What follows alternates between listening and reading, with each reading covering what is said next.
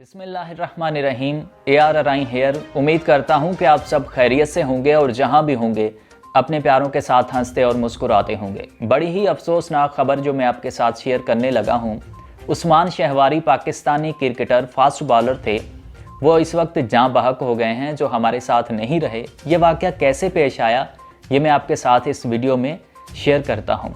Corporate league के दौरान खिलाड़ी को हार्ट अटैक हुआ, जिससे वो जाँ बहक हो गए।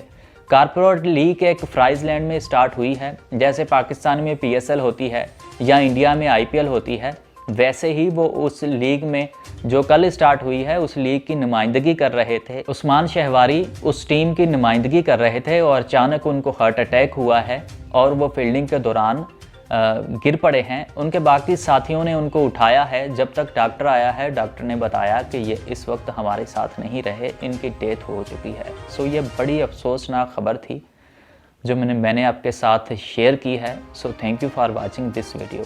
अल्लाह।